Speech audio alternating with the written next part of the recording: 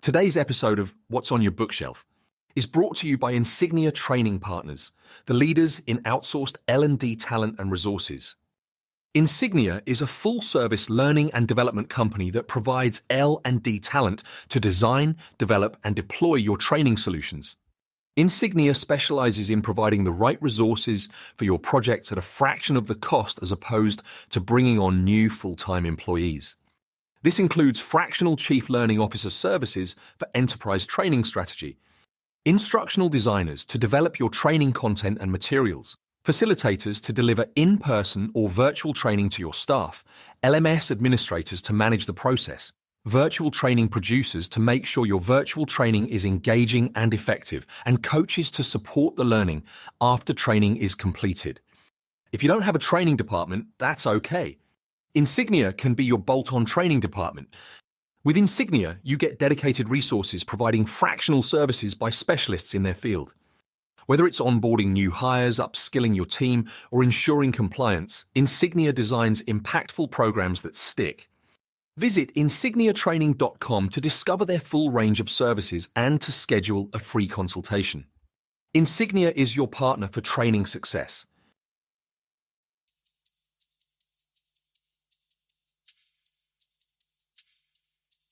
Welcome to What's on Your Bookshelf with your hosts, Denise Russo and Samantha Powell.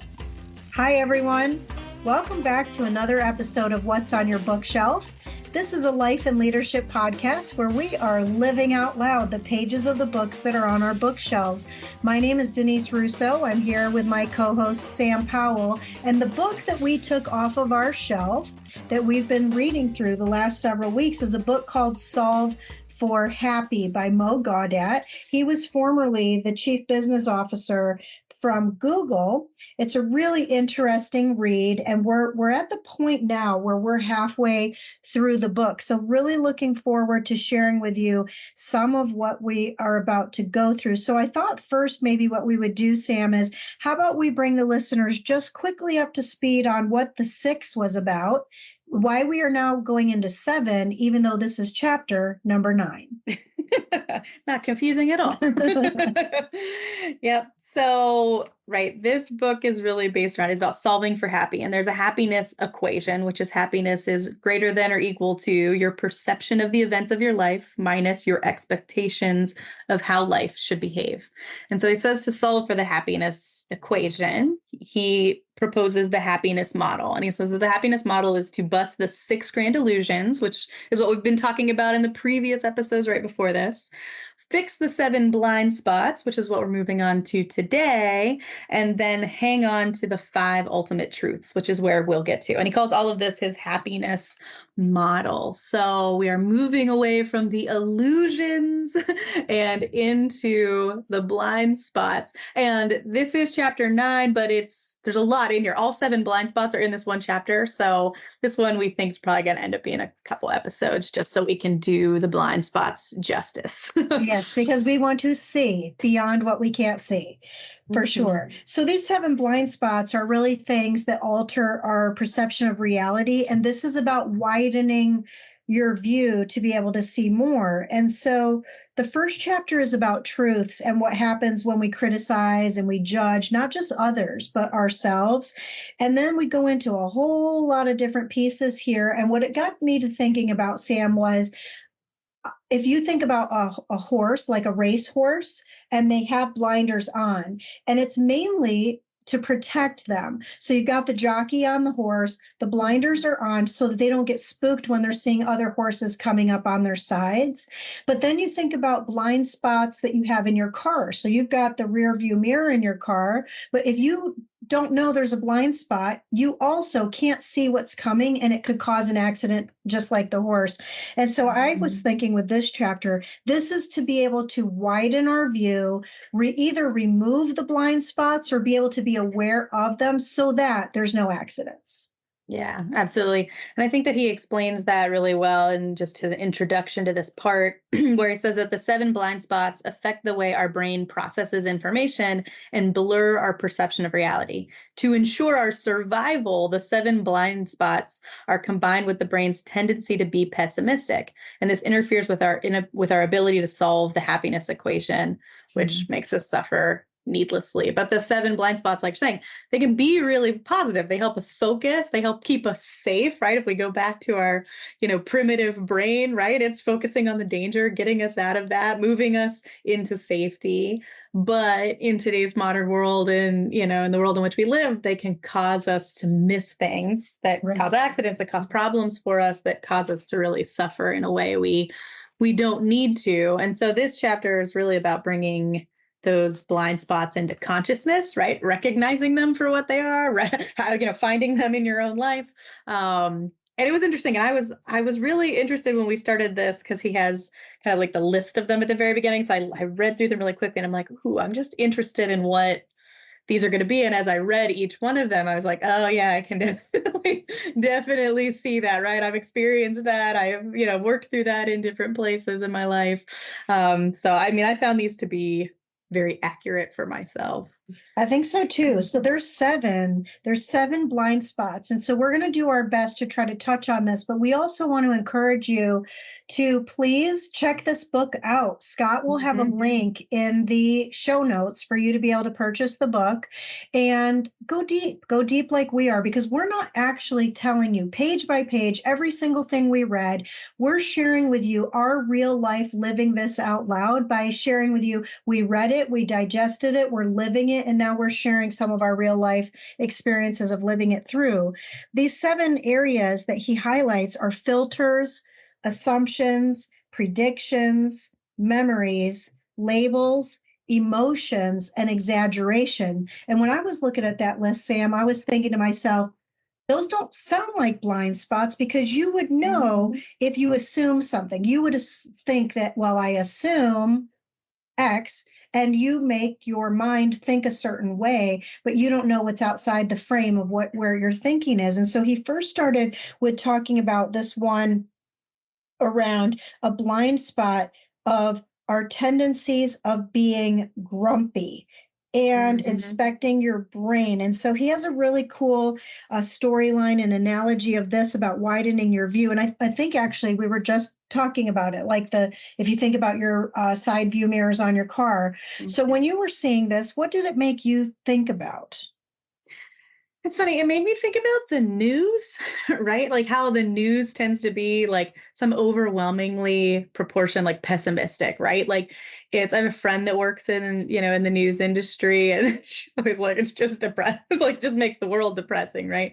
Yeah. But we tend to gravitate towards that, right? We gravitate towards the gossip, the juicy stuff that tends to be pretty pessimistic, right? And so when I thought about this, like our brains tend to be grumpy, and it's like on top of these blind spots, like we tend to just kind of think pessimistically. But if you think about this from, like a survival standpoint, it's something that helps keep you alive, right? If you're going to assume the worst, and if your brain's going to be wired to assume the bad things that are happening, assume, this will never work out, or, oh, there's danger right around the corner, or, oh, there's probably a tiger in those woods, right? Like, not wood, I don't know where tigers live. I guess I need to do some tiger research.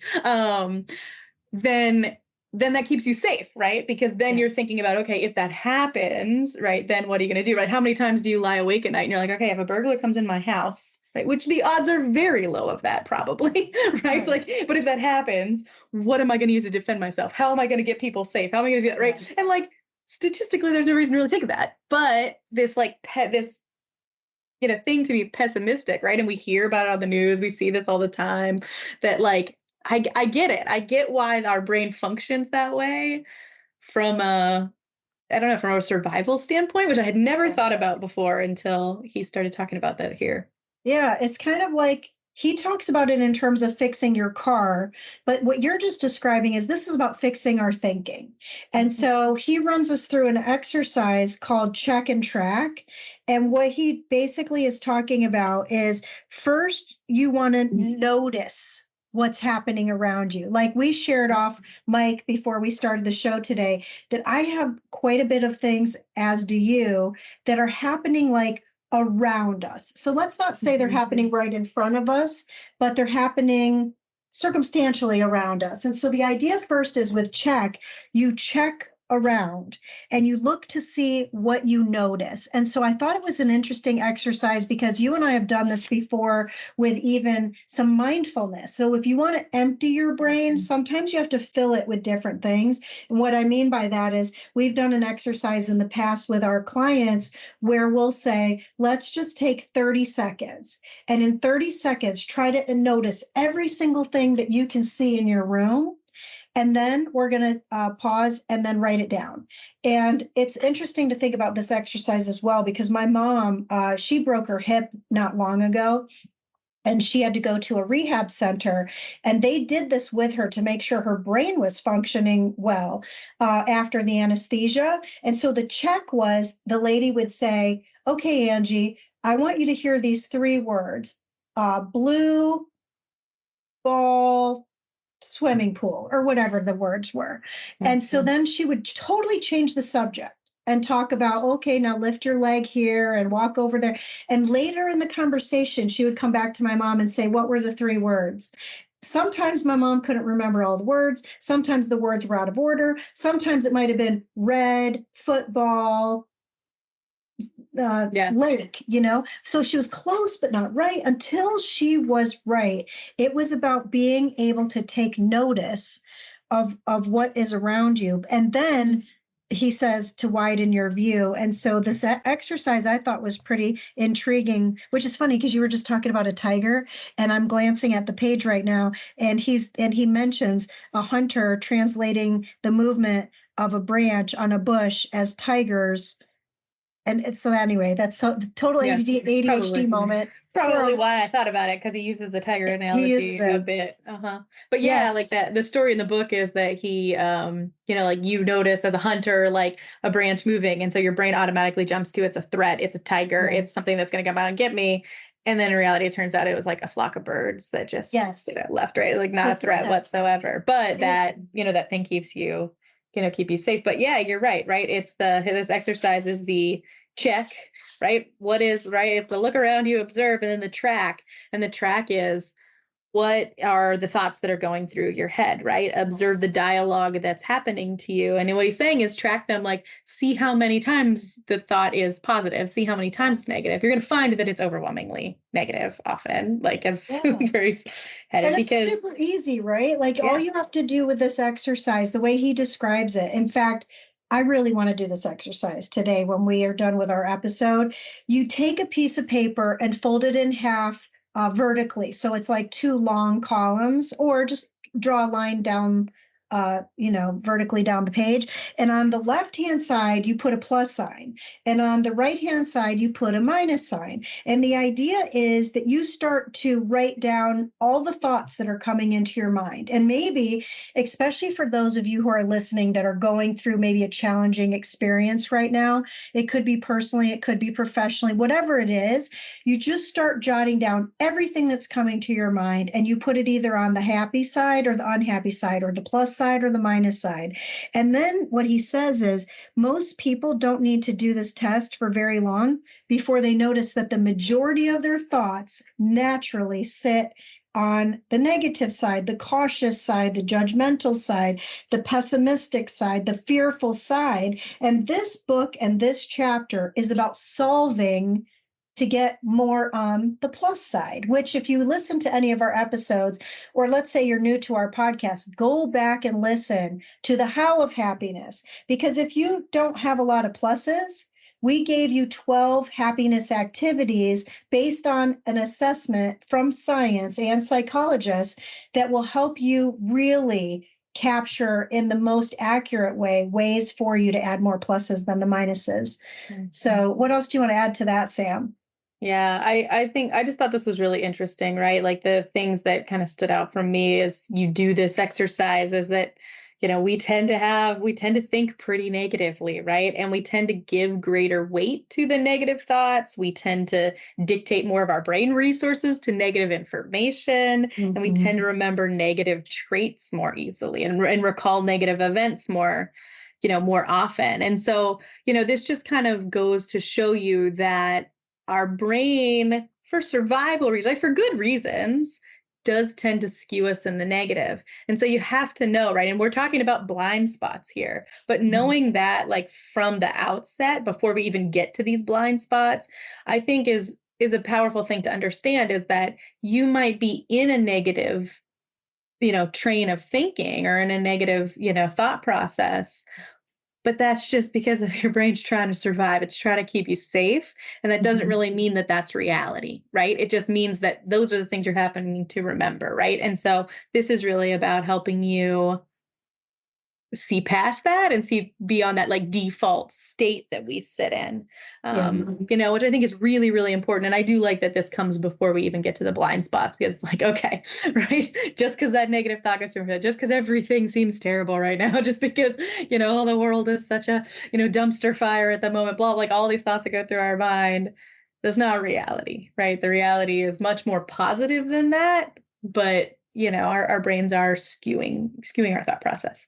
He even talks about this from the perspective of the science behind this. So it's not even just a perception, it's scientific. And he goes on to say that our amygdala, which is the front part in our brain, it uses approximately 2/3 of its neurons. And we're talking billions here.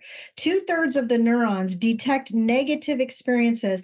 And once your brain starts looking for bad news, it stores it in your long-term memory immediately. So that goes back to what even you were saying about newscasters. Newscasters know that, so they play on that because their ratings go up. That's how they make money and bring in advertisers.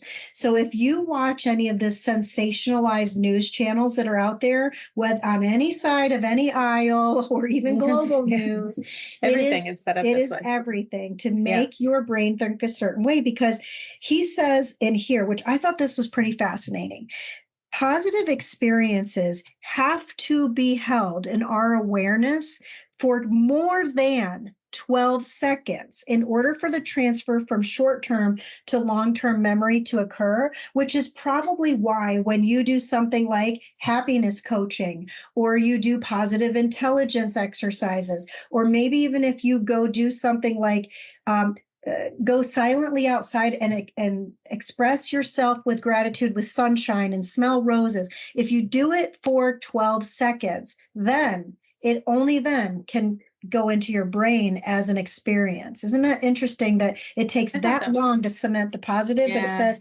immediately the negative will store? Yeah, that stood out for me too. I thought that was fascinating, right? And it shows you that you have to work harder. And it feels like it reinforces the happiness activities from the how of happiness that we did, right? Because like you have to work at happiness is not something that just comes at you. It's something that you have to work for because you're kind of set up against it, right? Like you sort of are, because it's a survival thing, right? Like you're just trying to stay safe. And in an effort to stay safe, that doesn't exactly equate to happiness at the end of the day, right?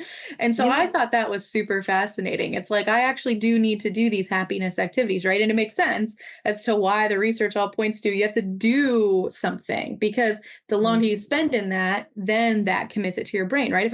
If I'm going out and spending time in gratitude or doing acts of service or any of those good things, then I'm spending them more than 12 seconds there, right? And rather than the negative stuff that's like, oh, that's a threat. Let's file that away. Let's make sure we keep that, handy in case, this random thing ever happens and we need to know how to, create a knife out of a, whatever activity, MacGyver something up here. But, you've got to spend time to make that conversion. I just thought that was super fascinating. And I thought, man, that really makes sense as to why you've got to spend action and activities in the space to really increase your happiness level. I'll tell you what, I was sharing with you about my mom being in the rehab center for her hip, and the people there were so lovely. They were so nice to her. And at the end of her stay there, before she came home, they said, Angie, we're so impressed by how quickly you were able to heal and recover. But I think that from the very first day we got there, some of the CNAs, like the nursing assistants, they were so positive with my mom. Like they wouldn't let her criticize, judge, complain, talk about how this hurts and I'm never going to get better, nothing like that. They would come in and they would say, you look so beautiful today. It's going to be awesome. We're going to walk down the hallway. The weather is so amazing and you're getting stronger every day. And she got to the point where when she would have these certain nurses that she really enjoyed being around, you could tell instantly that her demeanor was so happy that she ended up that you'll laugh, but my mom is the most loving, kind, amazing person I've ever known. So by probably the 4th day of 3 weeks in this facility, she would tell the nurses, instead of saying like, bye, see you later, she'd be like, I love you. And I was like, Mom, they're nurses. You're telling the nurses you love them. And she said, I want them to feel good about themselves. So by the end, I swear to you, it was like a retirement party when my mom was checking out.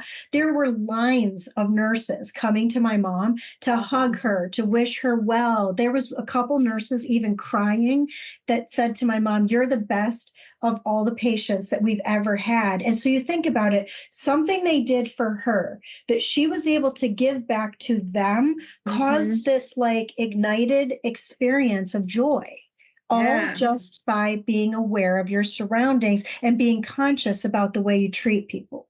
Gosh, that's really great. And I love that because in that environment, right? Like, I can remember like I broke my foot in college and just like the depression that came along with that of just trying to like, it was physically exhausting to try to do stuff, right? And like, it's so hard, but to have people in the role who are there, helping you physically with, the nurses and things like that, but being there for you in that encouraging, positive space, like, gosh, that should almost be a requirement for the job, right? Like it should be part of it because it did, right? It created this whole cycle of then her building them up, them building her up. Yes. And it just created this positive upward spiral that is like, man, that's a great story. That's something that like, I don't know, all nursing students should have to study that. Maybe they do, but like, that's, that's really amazing. Maybe we should try to push that. All nurses should learn emotional intelligence, positive intelligence, and happiness. Mm-hmm, absolutely. Absolutely. And I think nurses,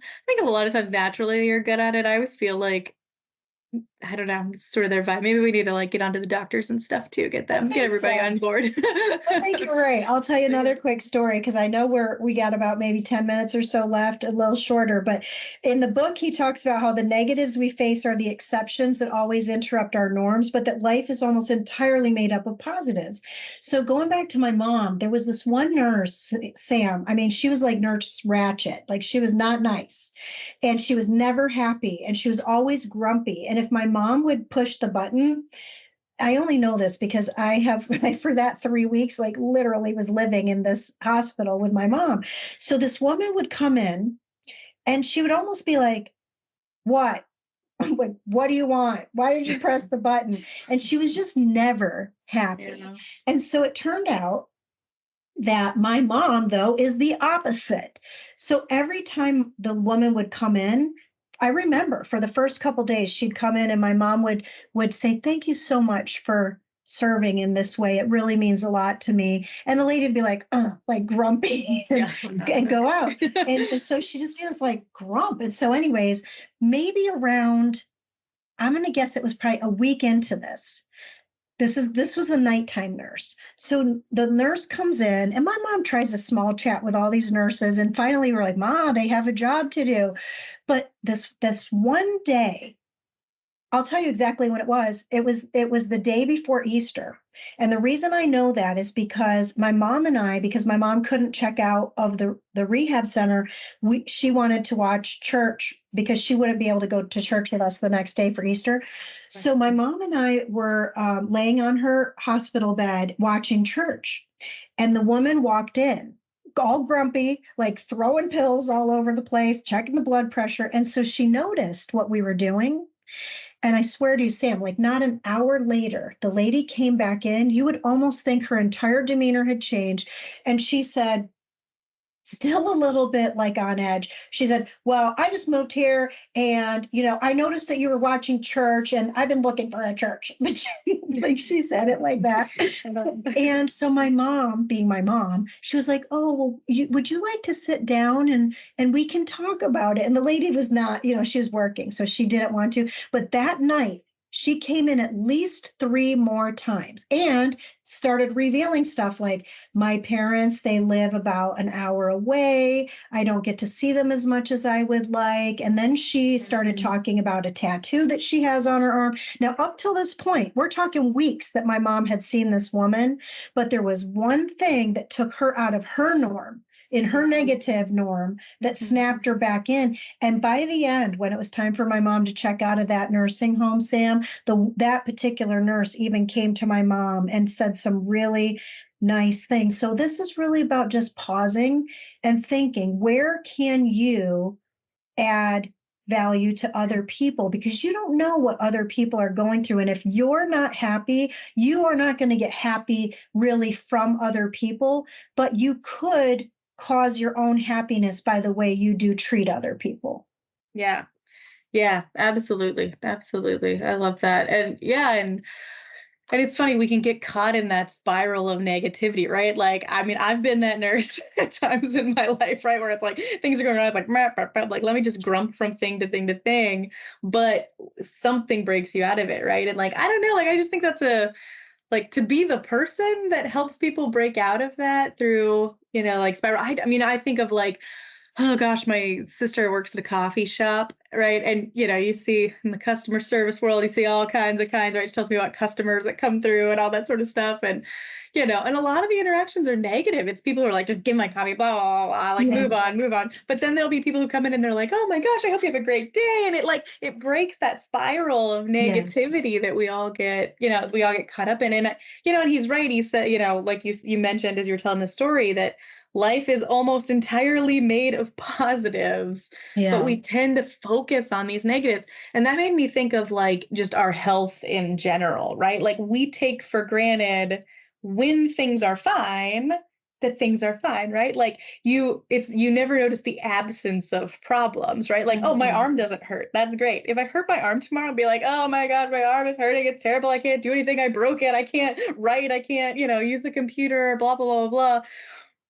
But 99% of the time, my arm's been functioning just fine, right? And it's like, and it's only when there's that negative thing happening that you can look back and say, actually, most of the time, things are really good. But when there's that absence of problems, we tend to think of that as neutral instead of the positive thing that it is, right? The fact that like my body's working really well, that's great. Like that's actually like, feels like a miracle. Like if you really understand how complex all the systems in your body are to like bring you into this life and, make things like, it's amazing, but you don't live that every day, right? You notice like, oh my gosh, I have a hangnail. Oh my gosh, I have a headache. I've got a migraine. I've got these things. And that's where we tend to focus. And so it made me think of that like life is almost entirely made of positives. Yeah. Yeah. Wouldn't it be amazing if we could live our life overreacting to happy things? It feels kind of exhausting though.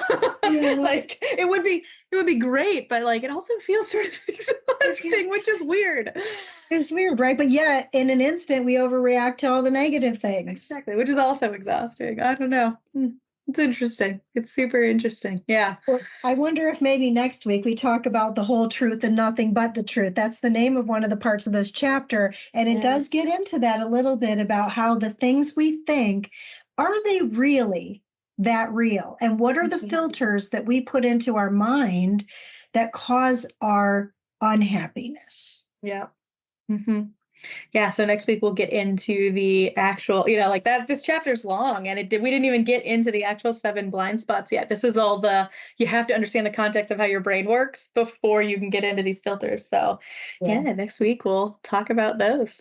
I think that sounds awesome. And you know what, Sam, I have to say, you and I talked off the microphone before we started the episode, and there were so many things that you and I were talking about that truly were things that could impede happiness for both of us, but they're nothing that really matter. And I have to say that going through this chapter with you today and the things that we've gone through even all year long on focusing on happiness have been so powerful. And so for our listeners, if you're new to listening, please go back and listen to some of the other episodes. And if you're one of our favorite fans and you've been following along, I hope that you're also seeing the way that your life could be changing through all of this, because I know with 100% confidence that the things we've learned, the things we've applied, and the stories that we have shared have helped me get through some really challenging times over these last several weeks together. But what's most important to me, and my favorite thing, Sam, is being able to share it with you.